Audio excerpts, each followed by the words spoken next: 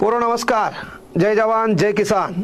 पहा लक्षात घ्या, आपण जेवताना खातो तो घास म्हणलं की आठवला पाहिजे शेतकरी, आणि निवांत घरात झोपतो आणि सकाळी उठतो तेव्हा आठवला पाहिजे आपल्या भारताचा जवान।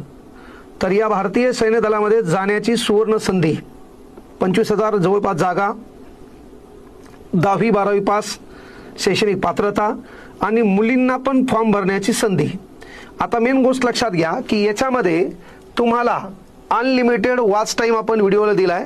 किती वेळा व्हिडिओ पाहाय, नाही समजलं तर खड्यात जाय, पण तुला पाहायला किती वेळा चान्स आहे। यामध्ये गणित बुद्धिमत्ता, जीकेच्या काही गोष्टी मी आणि उर्वरित जीकेचा सिलेबस अमोल सर घेणार आहेत। हिंदी व्याकरण पंकज सर उत्तर प्रदेशमधील नोएडा या ठिकाणचे आहेत।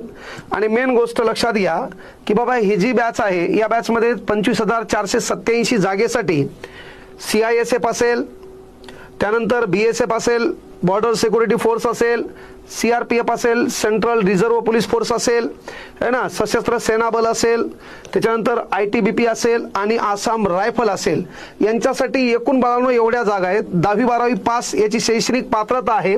आणि मेन गोष्ट किती वेळा व्हिडिओ पाहता येणार आहे, या ऑलरेडी आपल्या ॲपमध्ये जी SSCGD ची बॅच होती, मला जागा निघल्या नाही म्हणून पोरं कदाचित बोर झाले असतील, तर ही बॅच मुद्दाम लाईव्ह केलेली आहे। ऑलरेडी आपल्याकडे सिलेबस आहे, तरी देखील आपल्या पुस्तकावर आधारित, म्हणजे या अगोदर जे पेपर झाले हे आपलं पुस्तक आहे स्वतःचं, नवीन मार्केटला मराठीमध्ये पहिलं पुस्तक असेल आपलं, तेही घ्या।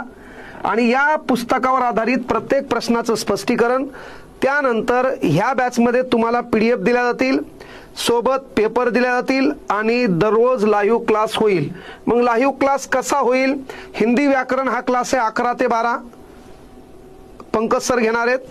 त्यानंतर गणित 3 ते 4 मध्ये, आता बाकीच्या बॅचचं गणित संपले म्हणून तुमच्या लेवलवर जे गणित असेल ते घेतल्या जाईल। त्यानंतर 5 GK 4 ते 5 मध्ये मी घेणार आहे, उर्वरित GK। त्यानंतर बुद्धिमत्ता 7.5 ते 8 मध्ये मी स्वतः घेणार आहे। त्यानंतर पोरो GK 9 ते 10 मध्ये अमोल सर घेणार आहे। त्यामध्ये जो अभ्यासक्रम तुम्ही पाहिला, तर अभ्यासक्रमामध्ये पहा बुद्धिमत्तेमध्ये काय आहे, त्यामुळे लय मोठा ताण घ्यायची गरज नाही, अतिशय सोप्या पद्धतीनं तुम्हाला समजेल अशा भाषेत शिकवणार। त्यामध्ये पोरो वर्णमाला आहे, संख्यामाला आहे, नातेसंबंध आहे, आपला जे कार्यक्रम करतात त्याच्यावर पण परीक्षेत प्रश्न येत असतो हा। त्यानंतर आसन व्यवस्था आहे, कोडिंग डिकोडिंग आहे, त्यानंतर आरसा प्रतिमा आहे, त्यानंतर घन ठोकळा आहे, कागद दुमडणे, कापणे आणि लपलेली प्रतिमा, म्हणून लय मोठा सिलेबस नाही, तो मी स्वतः घेणार आहे। त्यामध्ये पोरो हिंदी व्याकरण पंकज सर घेणार आहे, 11 ते 12 मध्ये टायमिंग आहे। त्यानंतर गणितामध्ये काय आहे, संख्या प्रकार पहा तुम्ही या